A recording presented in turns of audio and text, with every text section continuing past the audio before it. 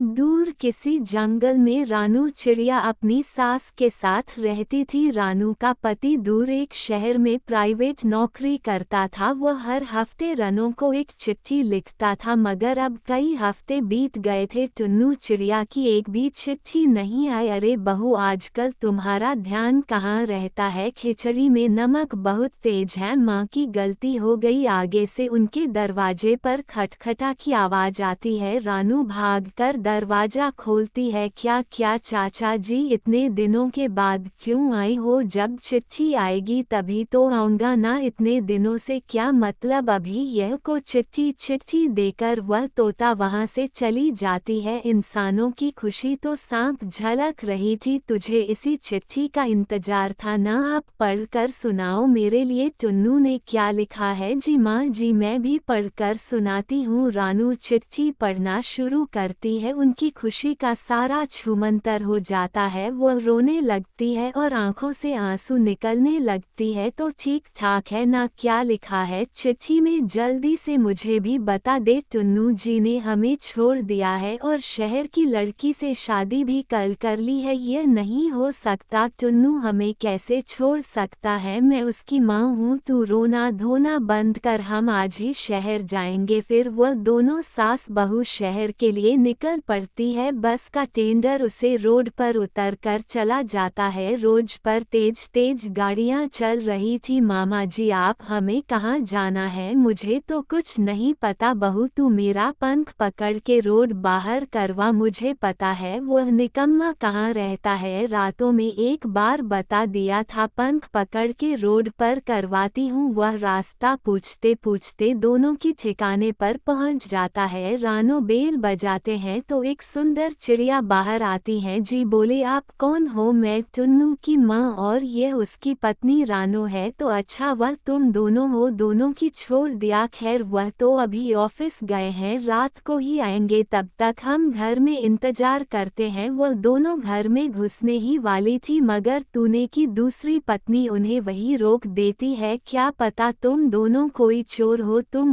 तुम्हें नहीं जानते हैं, इसलिए घर के बाहर हीरो को आपसे बातें ना कर ले। मैं विश्वास नहीं करूंगी। जितना कहते हुए चिड़िया दरवाजा लगा लेती हैं। माँ जी, ये तो बहुत बुरी है। तूने जीना इसे कैसे पसंद कर लिया? उसकी भी मैं अच्छी खबर लूंगी। रात के 10 बजे बज जाते हैं। वो दोनों सास बहू दोनों का इंतजार कर रहे थे। सुबह हो जाती है जब चुन्नू चिड़िया घर आता है। उन दोनों को देखकर से हम जाता है। चुन्नू, तुम पूरी रात कहाँ था? कल से हम यहाँ इंतजार कर रहे हैं तेरा। मैं ऑफिस की नाइट दूरी पर था, इसलिए घर नहीं आ पाया। टुन्नू जी, आपने मुझे धोखा क्यों दिया? दूसरी शादी क्यों की? मैं प्यार करता हूँ 3 से, इसलिए मैंने शादी कर ली। तो हमारा क्या होगा? एक दफा मैं मर जाऊं, लेकिन इंसानों का क्या होगा? काम वाले इसे कैसे जीने देंगे? यह मैं कुछ नहीं जानता हूँ। अब तुम दोनों जाओ यहाँ से, तुम दोनों जल्दी चले जाओ। मैं क्या इतनी बुरी थी जो आपने मुझे छोड़ दिया? मैंने आपसे कभी भी शिकायत नहीं की थी, लेकिन मेरे साथ ही अन्याय क्यों? की सुआ सुनकर दोनों की पत्नी चिड़िया बाहर आती हैं। टुन्नू, ये लोग रात से बैठे हुए हैं, अब इन्हें भाग भी दो। सुन लिया, अब जाओ यहाँ से, यहाँ तुम्हारा कुछ नहीं होगा। नहीं तुमने बेटा, तुम हमारे साथ घर चल, तेरे सिवा है कौन हमारा? आपको 3 की बात समझ में नहीं आई? मैं टीना को नहीं छोड़ सकता, उसी के साथ रहूंगा। तुम दोनों यहाँ से जो यहाँ से। फिर वह दोनों घर में चली जाती है और दरवाजा फिर अंदर से बंद कर लेते हैं। गानों का तो दोनों का बुरा हाल हो जाता है। बाजू में किस मुंह से गांव जाऊं? मुझ में इतनी हिम्मत नहीं बची है कि मैं गांव जा सकूं। मैं तेरे साथ हूँ, चल गांव चलते हैं। शहर में हमारा कोई गुजारा नहीं चलेगा, मैं अभी जिंदा हूँ। फिर वह दोनों गांव चली जाती है। ये बात पूरी जंगल की पक्षियों को पता चल जाता है और वह सब उनके घर में आने लगते हैं। अब तो उनके घर में खाने के लाले पड़ जाते हैं। माँ जी, अब क्या करेंगे? घर में खाने के लिए कुछ भी नहीं है। चल बहू, बाहर जाकर कोई काम ढूंढते हैं। बैठे बैठे कहाँ से कुछ आएगा? माँ जी, आप रहने दे, मैं काम के लिए जाती हूँ। फिर रानू काम की तलाश में घर से निकल जाती है। एक कौवे दुकानदार से कम मांगती है, मगर कौवा उसे बुरी नज़र से देखा है। सेठ जी, कोई काम मिलेगा तुम्हारे लिए तो काम ही काम है। क्या नाम था तुम्हारा? उसकी पति ने छोड़ दिया। क्या नाम था? रानो चिड़िया। यही नाम है ना, तुम्हारा काम मिल जाएगा। काम की कमी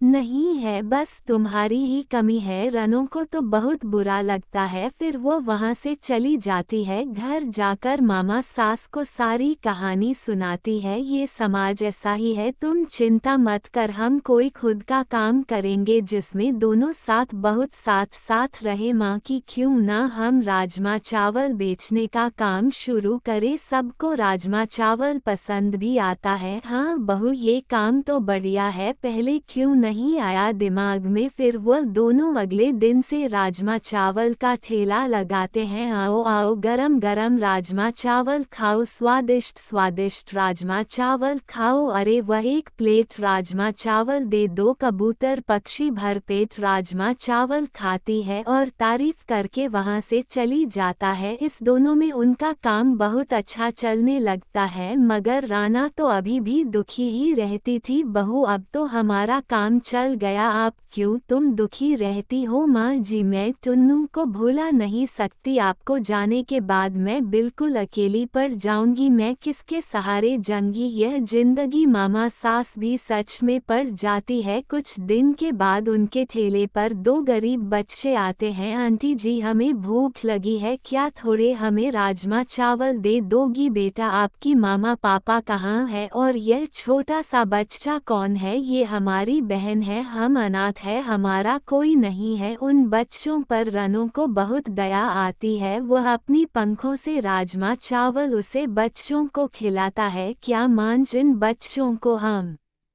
अपने साथ रख सकती हैं, बेचारी अनाथ है, मेरी तरह इनका भी कोई नहीं है। अरे बहू, मुझे क्या पूछता है, ये साथ रहेंगे तो हमारा मन भी काम करने में लगेगा और इनका भी जीवन संवर जाएगा। रानो दोनों बच्चों को गले से लगा लेती है और अपने साथ ही रखती है, तो इस तरह से उनका परिवार पूरा हो जाता, वह खुशी खुशी रहती है। तो प्यारे दोस्तों, हमारी यह कहानी आपको कैसी लगी? अच्छी लगी हो तो चैनल को सब्सक्राइब करना ना भूले।